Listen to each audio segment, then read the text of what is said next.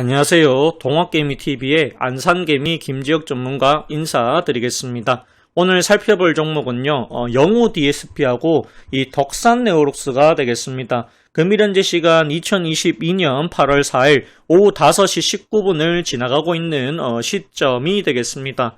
자, 영우 DSP는요, 이거는 이제 제가 유튜브 방송을 하면서 처음으로 추천을 드렸던 종목이다. 이렇게 보시면 됩니다.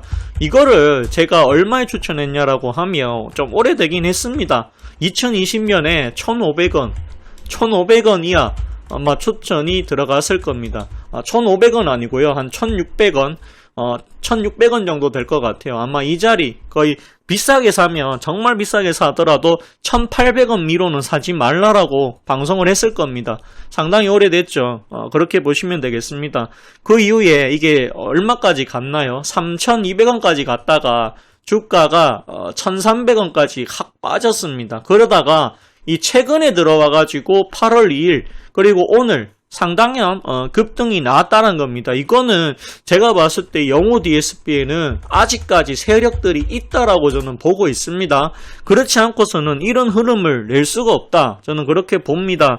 그러면 이 회사가 뭐 하는 회사냐고 물어봤을 때 바로 OLED 이 검사 장비를 공급을 하고 있는 회사다라고 보시면 되겠습니다. 이 OLED 검사 장비 같은 경우에는요, 우리가 알아야 되는 부분은 바로 이 진입 장벽이 높다라고 하는 부분입니다. 그렇기 때문에 이 영우 DSP 같은 경우에는 이런 장점이 가지고 있습니다. 자, 제가 알기로는 BOE 같은데 그 다음에 CSOT 여기 CSOT 그 다음에 이제 티안마 등의 이 공급을 하고 있다.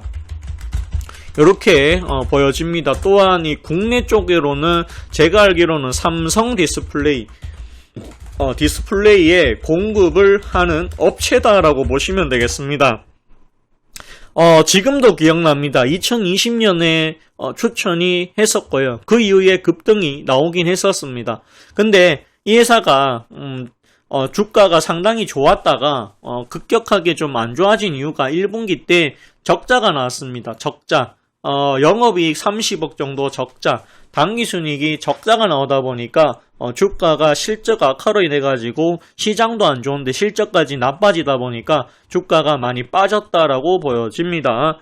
여기 보시게 되면 그래도 이 회사가 봐야 되는 부분은 이제 올해 들어왔을 때, 자, 작년 이제 12월 9일날 베트남하고 삼성 디스플레이 베트남과 206억 정도 검사 장비 공급 계약을 체결했다라고 하는 이런 부분이고요.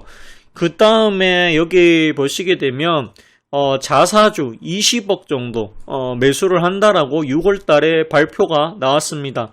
그리고 8월 2일 날 삼성 디스플레이하고 OLED 검사 장비 공급 계약이 또 나왔다라고 보여집니다. 이렇게 보실 수가 있을 것 같아요. OLED 검사 장비 수주에 힘입어서 주가가 무려 22%까지 상승이 나왔다. 그 이야기를 좀 하고 있습니다. 비록 밑꼬리가 좀 오늘 많이 달렸습니다. 그렇지만 오늘 상당히 좋은 이야기가 나왔다. 근데 우리가 알아야 되는 부분은 이 회사는 원래부터 삼성 디스플레이하고 거래를 했던 기업입니다.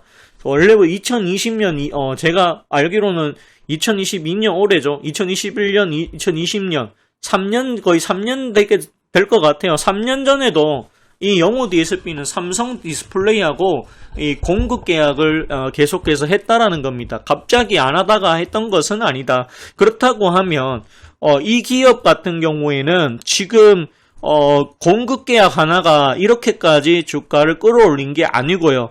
제가 봤을 때는 이 세력들이 개입을 했다라고 봅니다. 상당히 오늘 의미가 있습니다.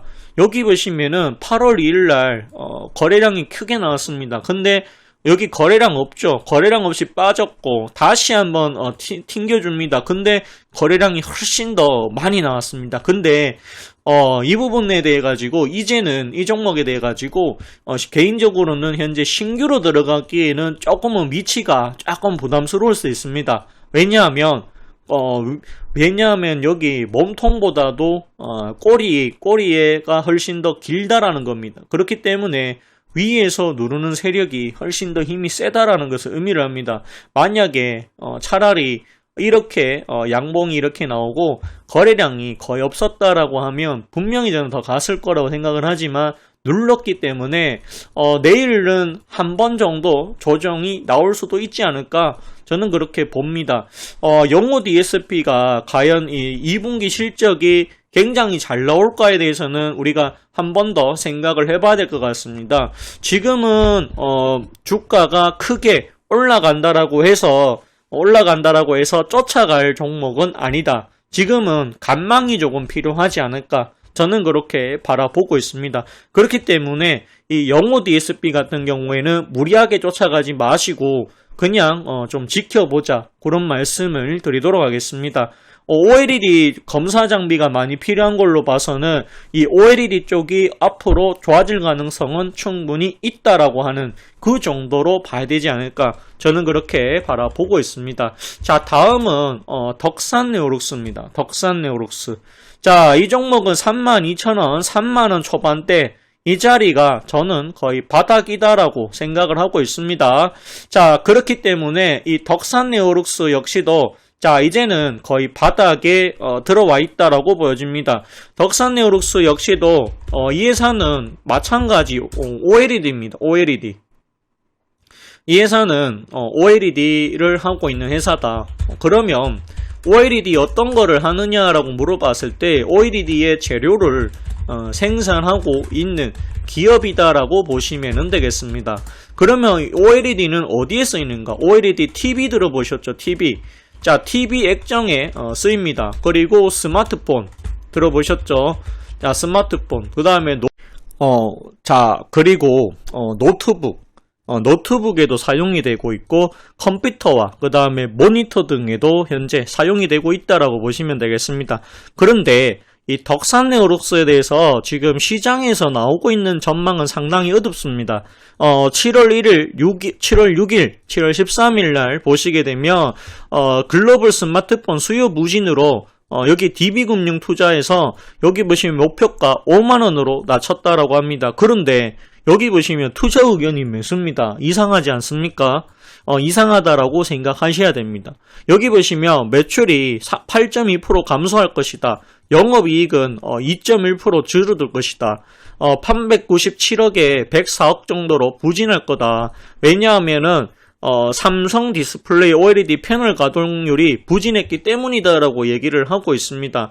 하반기 신규 아이폰 출시 및 OLED 패널 양산 증가, QD OLED TV 출시 효과로 본격적인 이 실적 반등이 기대된다라고 얘기를 하고 있습니다. 결국에는 자, 2분기는 안 좋지만 하반기, 3분기, 4분기에는 좋아질 가능성이 충분히 있다. 그 이야기를 하고 있는 것 같습니다.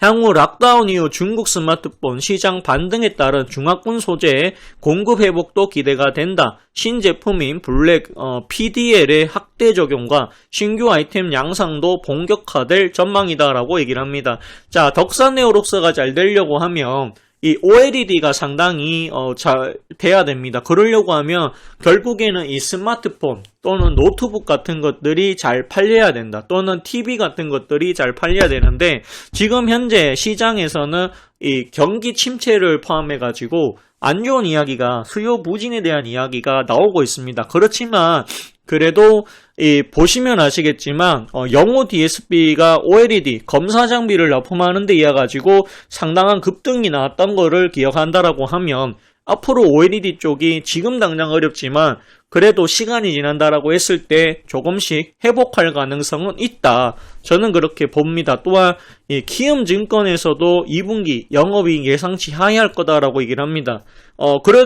여기 보시면 투자 의견 매수 목표 주가는 4만원으로 하향 조정했습니다. 여기는 이제 목표 주가를 하향을 조금 더 오래 많이 했다라고 보시면 되겠습니다.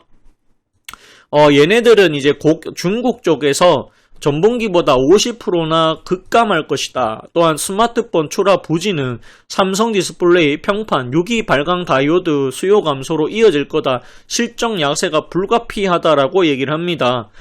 그러면서도 여기 보시면 매출액과 영업이익이 398억에 109억 정도 추정한다라고 얘기를 하고 있습니다. 이 종목 같은 경우에 결국에는 2분기 실적이 나와봐야 알 수 있을 것 같습니다. 이게 나와봐야지 과연 좋은지 앞으로 OLED 쪽이 좋은지 나쁜지가 알 수 있을 거다. 이야기가 들을 수 있을 것 같습니다. 그래도 3분기는 사상 최대 실적을 거둘 것으로 예상한다라고 얘기를 합니다. 그렇기 때문에 제가 봤을 때 이 덕산네오룩스는 지금은 바닥이다. 저는 그렇게 보고 있습니다.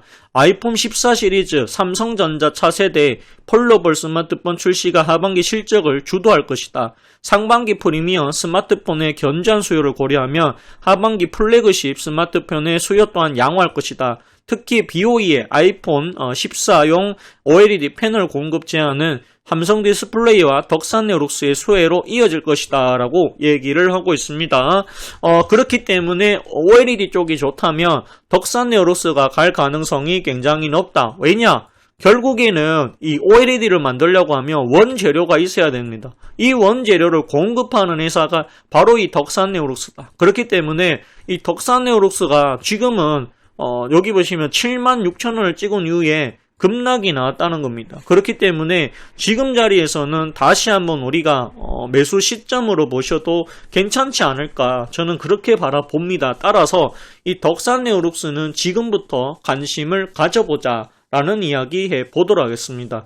저는 개인적으로 이걸 산다라고 하면 지금 현재가 32,200원짜리가 가장 괜찮을 것이다. 저는 그렇게 바라보고 있습니다. 관심을 가지고 좀 지켜볼 필요성이 있는 종목이다.